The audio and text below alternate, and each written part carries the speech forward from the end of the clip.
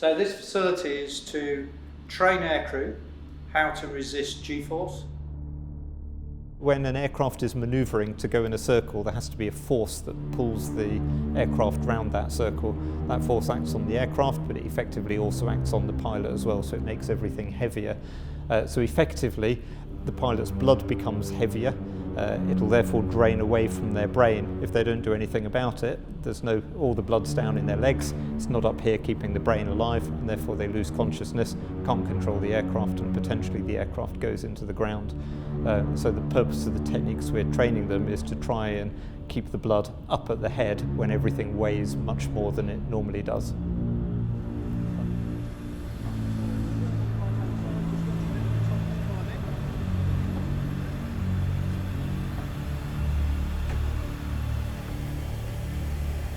Put it fully forward, turn to G trousers off. Like I say, leaving the on position unless the doctor instructs you otherwise. And if you do get the sonar off, do it from feel rather than from looking down. All set, Dave? We're just finishing the checks up here. We'll get you going in a moment. Okay, Tim, we are strapped in and ready to go. Okay, closing gondola. Check lock. Could we get another test of the anti-G, please? Press down on the test. Your first event then is a chance to get used to the flight model in the gondola. I'll hand you control, a chance to do just a couple of gentle turns and maybe a max rate turn with the centrifuge limited to 2.5 Gs. G coming on in 3, 2, 1, no. How's that all feeling so far then, Dino? Excellent, good. So your next 3 events will all be flown for you by our pilot upstairs so that you can concentrate on the G exercise. The first will be your demonstration of grey out. So I need you to turn off your G trousers, so select the forward position, preferably without moving your head, and give me a press to test. Excellent, thank you. So 15 seconds, how did that feel? Good, and how was your energy? So do you fancy one more? All right, well let's push up to 7G then. So your last event will be a tail chase against that typhoon you can see in front of you. Follow after that typhoon, the centrifuge is limited to 7G. Remember, you will need a full anti-G straining manoeuvre all the way around. Are you ready? You have control.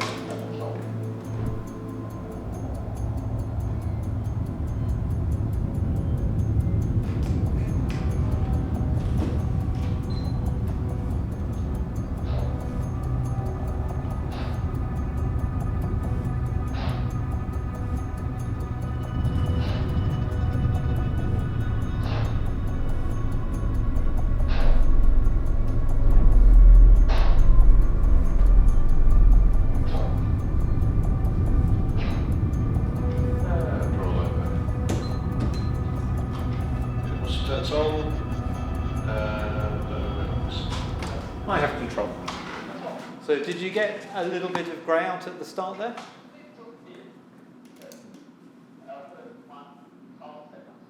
Yeah, I could see where you just suddenly put a little bit more effort in after about 4 seconds, and that's usually just if you get a little bit of grey. Anyway, well done. That's a good anti-G straining manoeuvre. That's 7G for 15 seconds. You've done what you need to do. So if you close your eyes, we'll bring you down to a stop. So at this stage, it's very unusual and it's a very strange sensation. But by the time you get through training, it's got to become second nature. It's something you do automatically. And that's part of what this training is for. Every stage through an RAF pilot's career, as they go up a level of aircraft in G, they'll come here and get trained to resist that amount of G. And at the end of it, that becomes just something in the back of the mind that happens. Like flying the aircraft, that's got to be in the back of the mind. And have to go.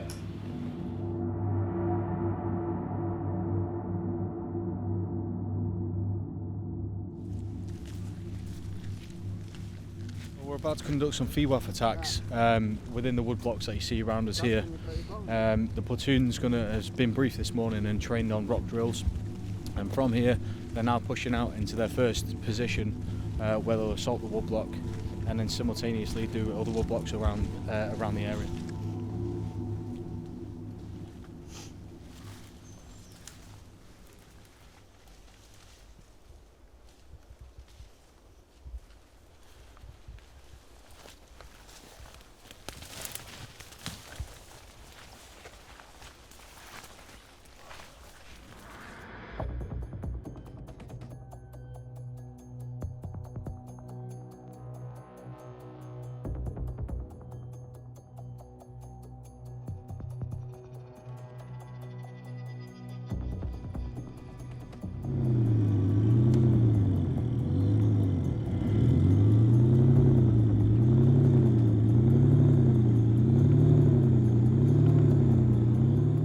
I feel that we are already able to do a huge and really powerful attack that will destroy the orcs, the army of Mordor. But I also understand that not all of us will survive in this fight. Вперед! Одиночним вогнем по 3 кулі! Максимум!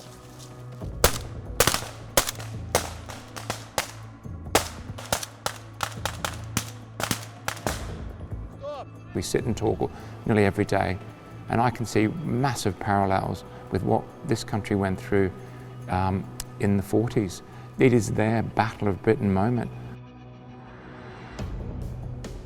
They know how to pick turning points, they know how to pick an IP, they know how to get to the target.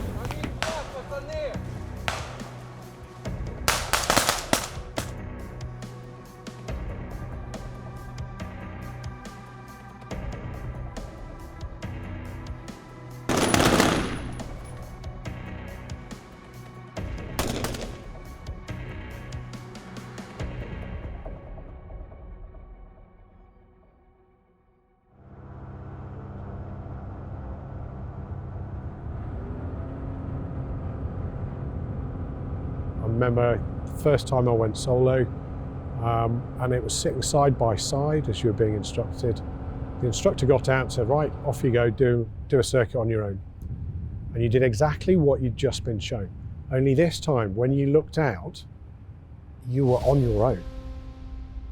And you look straight back to the front and go, okay, this is real. It's the most amazing experience. And throughout my flying training career, I can't say I've ever had a bad day going to work to fly.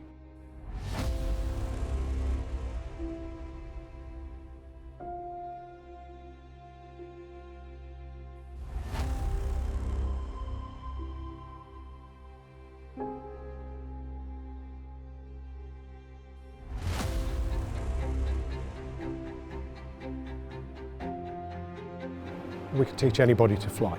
What I want to do is to be able to teach them to operate an aircraft and think when things change, when the weather is poor, when their target is obscured, when people are talking on air traffic, and when you can't deliver your primary mission.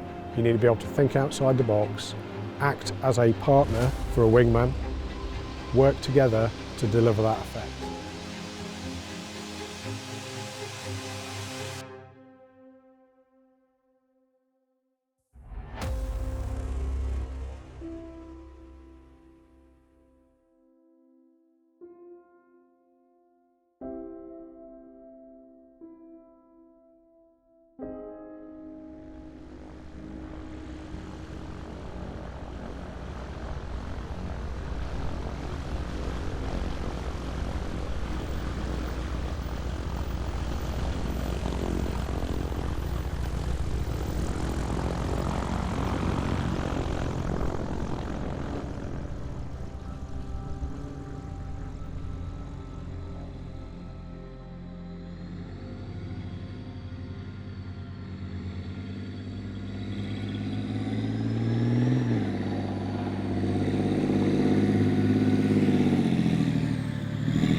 I'm glad for me, I'm glad for them, I'm glad for Ukraine that we have so huge, powerful weapon and almost ready to go back home and kick Russian asses.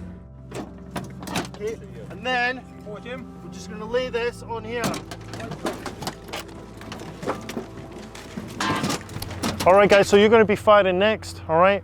I'm going to take the commander and the gunner, and you guys are going to mount on 5-0.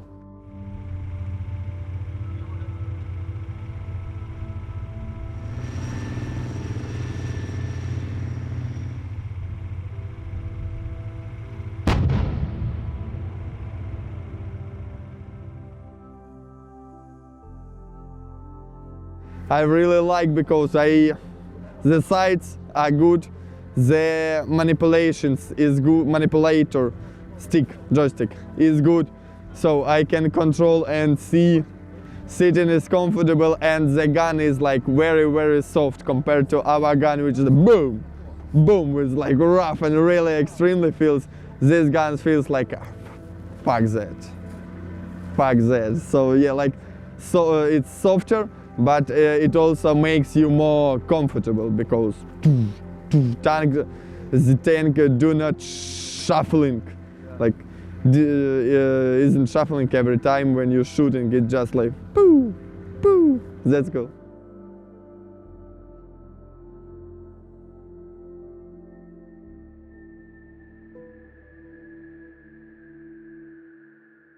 This week have been passed really good and really well. We are excited about what we have done and what instructors, interpreters and you all people that was working for helping us. We are really grateful for all these people and really appreciate it. This week was really cool, really fun, but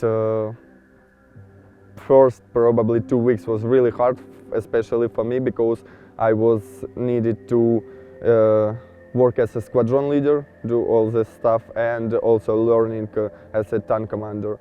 And it was hard, it's tired, but it was really good and it was really interesting for me. I was excited what I'm doing and do my best for this. And thank God we passed it as a team really good.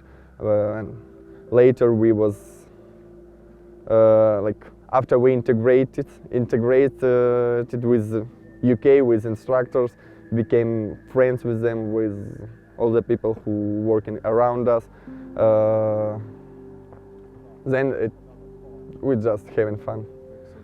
Yeah, we're learning, studying, and made this process as cool as possible. Like to be really enjoyed of what we're doing and to be really enjoyed what we'll do in future when back home. So yeah, thanks everybody who was helping us. I could never imagine me as a military a year ago, but then I understood that there is no other place on the world for me, so I should be where I'm here. And like doing your best shows that you could reach anything.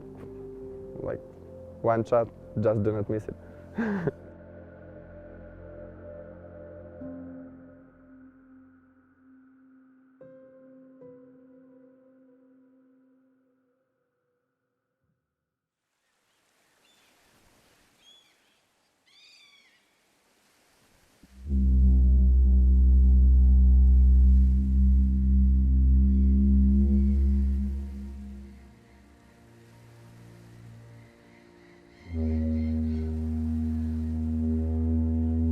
When the ask came through for gifting the Challenger 2s to the Ukrainians, I was speaking with my daughter about it because we know that we needed them for activity in the future. And I said, you know, it's going to be difficult to gift the Challenger 2 tanks to the Ukrainians to meet our own commitments. And my daughter, who was 8 at the time, said to me, she goes, "Daddy, do you like Putin?" And I said, "No." She goes, "Well, you've got to give the Ukrainians the Challenger 2 tanks then, don't you?" And I thought it was such a simplistic view from an 8-year-old, but she was right. You know, bad things happen when good people do nothing. And I think by giving those tanks to the Ukrainians, we are definitely doing something good.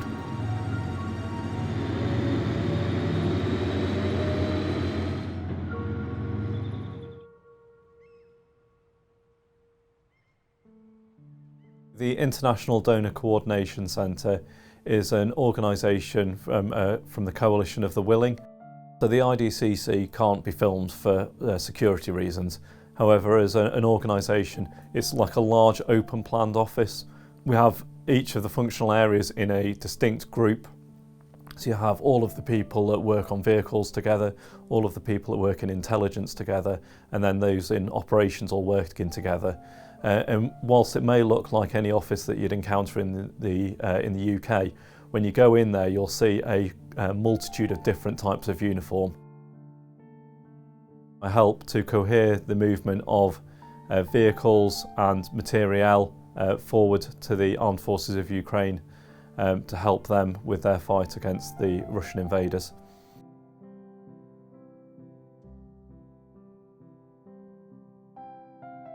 So when it's been decided by the government that they want to gift some equipment to the Ukrainian army, it'll then move via one of the lines of communication, be that via the air line of communication from Bryce Norton, or through the surface line of communication through one of our civilian contracted partners. It will then move to one of the logistic enabling nodes which are scattered throughout Europe, and from there we liaise with the armed forces of Ukraine and they collect the item from the relevant logistic enabling node for onward movement within the country and to frontline forces where needs be. The Ukrainian army's been involved in a war of national survival for over 2 years now, and they are doing an outstanding job, in my opinion, given the limitations that they faced when the conflict started. And I think that there's a lot that we, as the British Army, can learn from what they have put in place. We try and help them out as best as we can, and in areas where we find that their rate of development is far exceeding anything that we thought possible, and they're to be applauded for the steps that they've taken in their logistic management. It's nothing short of outstanding in my opinion.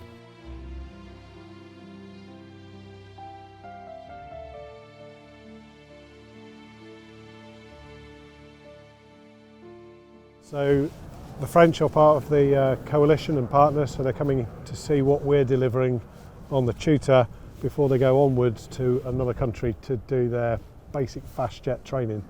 So the French are interested in seeing what we're delivering.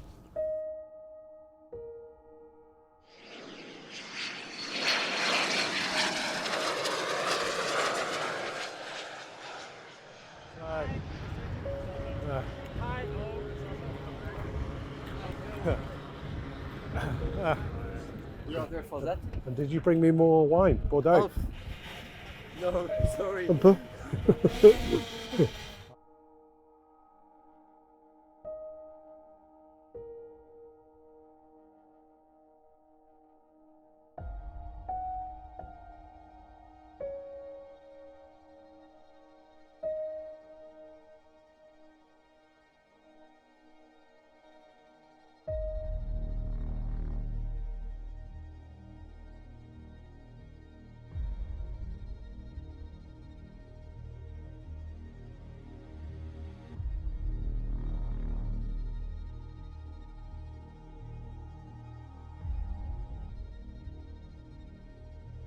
You have a real head-up display, which is the same as the screen. Yes, the same as the F-16, and you will have as well a front control panel to deal with armament and attack systems, which is it was designed for the Belgian trainees to go on F-16. So it's perfect, in fact. Really cool. It looks really very cool. Yeah.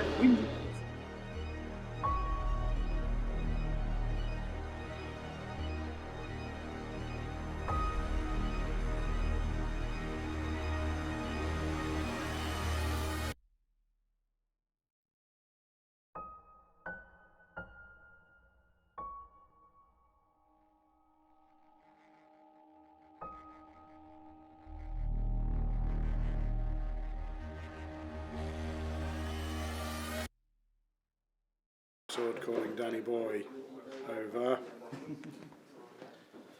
My hair was a clatter of bits today. I'm going to get pelters off the wife. Forget the microphone lead. Hair, it's all important. Makeup? Where's makeup? Come on. Where is makeup? You have nice haircut. Oh, thank you. All good. Wow. Yes. So we're going to get you guys to sit in a brief, in a formation brief, so you see how we teach the formation for the students. Okay. They have learnt all of the elements. Now, can they go from one discipline to another? So, you know, you're going to do a transit into low level, into a target, into an instrument approach at the other end, or a formation. Can they go from one to the other nice and seamless? That's what we're trying to achieve. And we're getting there.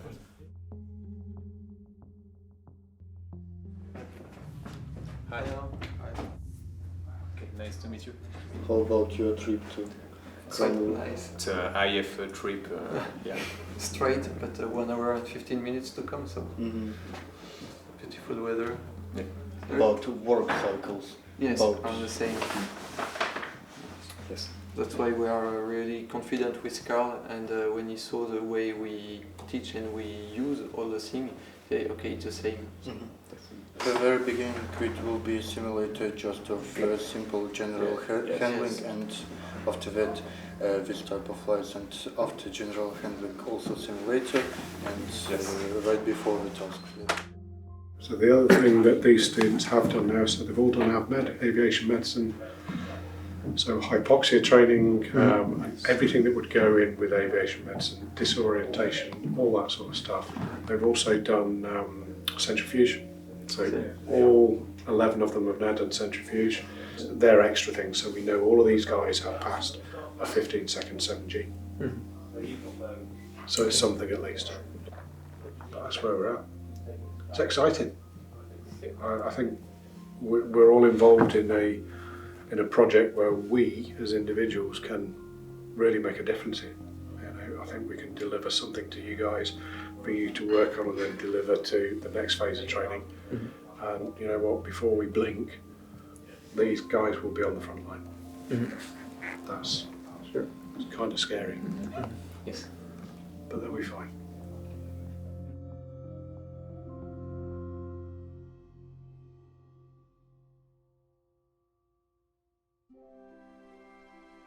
Good morning, sirs, ma'ams, ladies and gentlemen, and on behalf of Number 6 Flying Training School, welcome to Royal Air Force Cranwell, where today we'll mark the graduation of our first Ukrainian pilots from 6 FTS before they continue with our coalition partners. What we see from the conflict in Ukraine highlights the criticality of gaining and maintaining control of the air. And that is the job of air forces and aviators. Which is why your training here is so vitally important, and we hope that will play a key part in your victory. It's been an honour for us to host you and train you here in the UK. The bond between us, our United Kingdom and Ukraine, is strong, and I hope that it will go from strength to strength for as long as it takes. As aviators, we share the same DNA, the same fighting spirit, which allows us to combat aggression and protect those which we love and that which we value. From our own history in the United Kingdom, we understand perhaps more than most how powerful the few can be against the many. If you want to be a good pilot, firstly you should know it will be a lot of hard work, a lot of training physically. Also it's a lot of learning stuff. It's not for everyone, but probably if you have a strong character, you will be a great pilot. Thank you for all. You'll be fine. You'll be fine. We will come and see you in France, okay? Yeah, of course. Yeah, it's one of those days, isn't it? I will be waiting for you. Yeah. And also, I'm glad to be here for all this time. It's been amazing. It has been amazing. I'm so proud of all of you. You've had a great time here. I hope that we have prepared you for France. I'm sure we have. You guys will smash it when you get there. And then F-16. Yeah. It'll be amazing. It's our next step. Please, well done. I will see you for a drink later on for sure, yeah? Of course, yeah. Maybe 2. Me too. All right. Well, that's fun. Pretty emotional, actually. It is the end of that first course. We've done our bit, we've done our part of the bargain. They have certainly done their part of the bargain.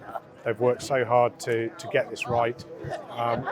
And they'll move on to the next stage of training. It is an emotional moment. If I will see him again, of course I want to say thank you for this support, because Karol probably will be on my mind a long time ago. Do you think he's become a bit of a father figure to you and the other trainees? Yes, probably. I can say he was like a really close person for all of us. So, thank you, Karol.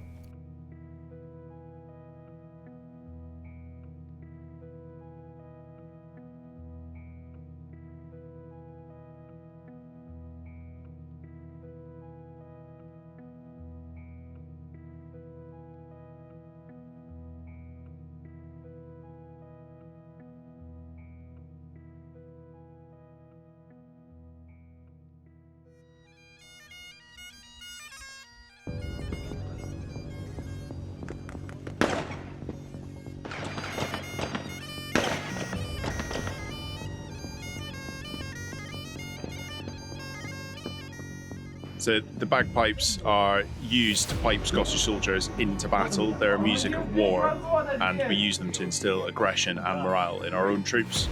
We thought we'd share that experience with the Ukrainians today.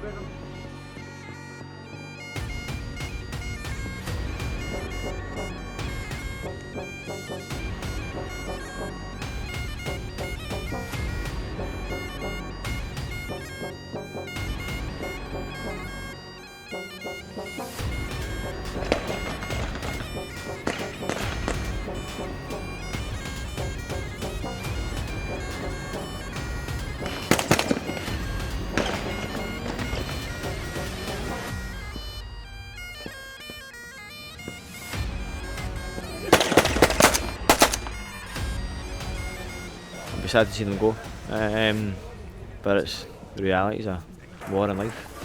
You know, hopefully they stay safe, and we've done our best for them. Try to put them in the best position they can be to go back and win the war.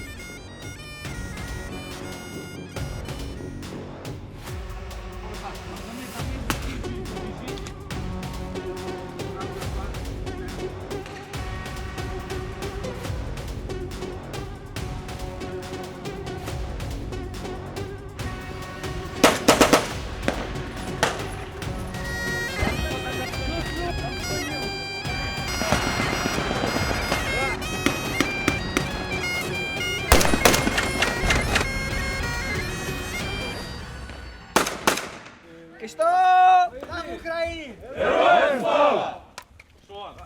Справа охуєнно. Справа Україна, справа Охуєнно. Охуєнно. Let's get these guys sorted.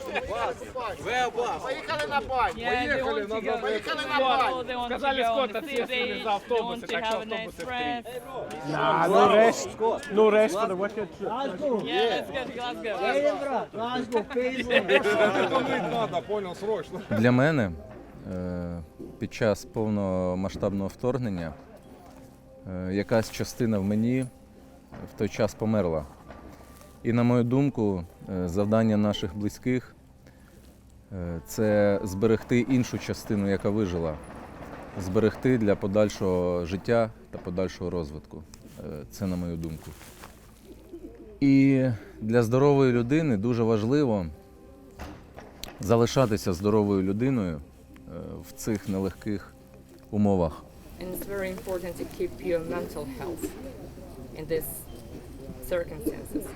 Тому, можливо, ця біль саме звідси.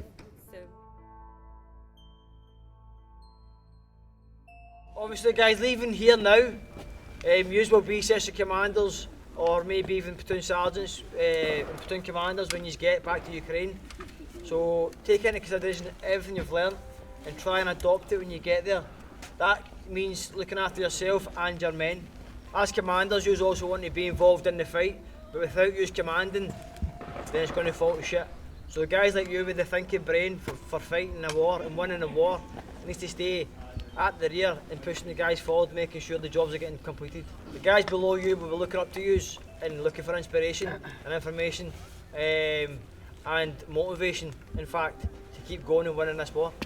Good boss. For now, well done. I'll give you a goodbye talking to on Sunday. Отже, мужики, на цьому наші тримання, можна сказати, закінчені.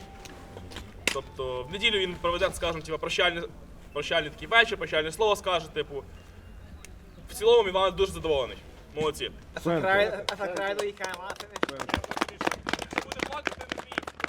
Right, guys, what's going to happen is... Отже, мужики, що там буде відбуватись?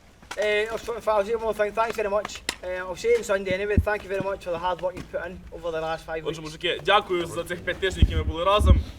В неділю бачимо ще раз, вже виходить крайній раз на цьому тренуванні для того, щоб початися. Right.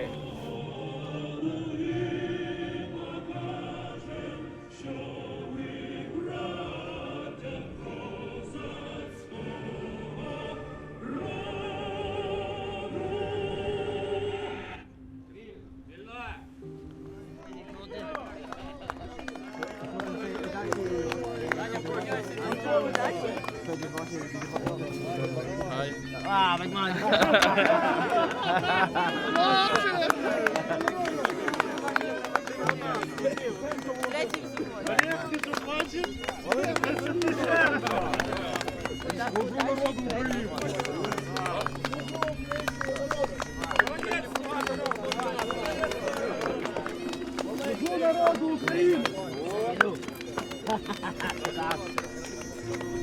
Well done, boys, well done. Well done, man. Хлопці, ви зробили дуже хорошу роботу. This is it, fucking the last time we'll see you. Це крайній раз, коли ми з вами побачимося і досягти. From myself, I wish you nothing but the very best in the future. І особисто я вам бажаю всього найкращого в вашому майбутньому. You've all worked hard. Well done. Ви всі важко працювали, і ви всі молодці.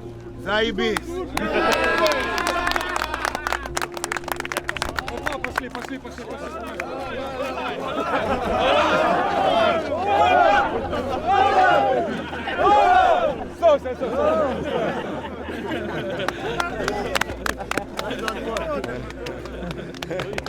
Тебя, братан! Давай, братан!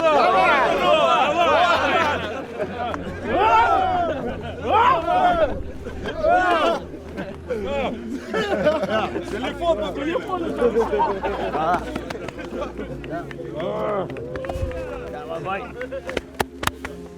Thank you. On my toe, guys. Thank you, Sean.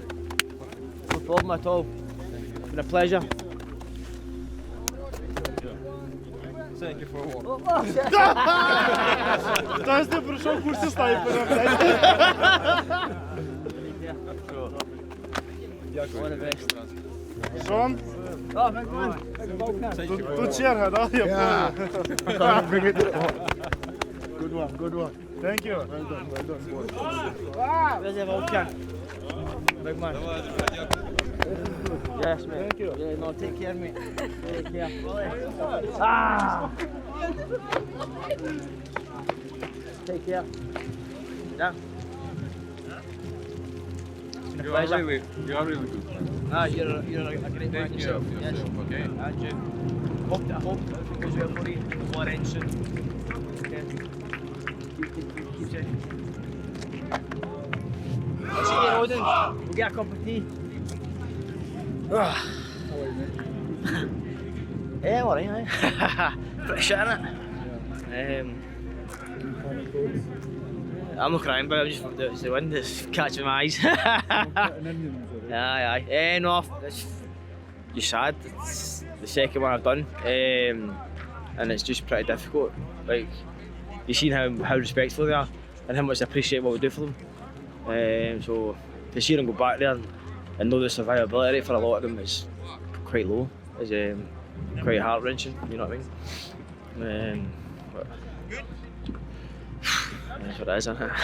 There's nothing we can do, you know. Hopefully the war ends soon. I don't know if there's any end in sight, man, but if it ends, then these guys can get back to normality. Well, I say normality, they have to rebuild the country again. But they can fucking do what they can, and they will. They're a tough nation, do you know what I mean? A solid, proud nation. And I'm pretty sure when it is over, they will rebuild and restart, you know. But a lot of British soldiers have also lost their own friends at war. So I wouldn't say you get used to dealing with it, 'cause you never get used to it. You never get used to it. But it's the reality of war, you know. And knowing that they're going back to war, and it's a high chance that they possibly may get injured or killed as well, is pretty it's pretty shitty, you know.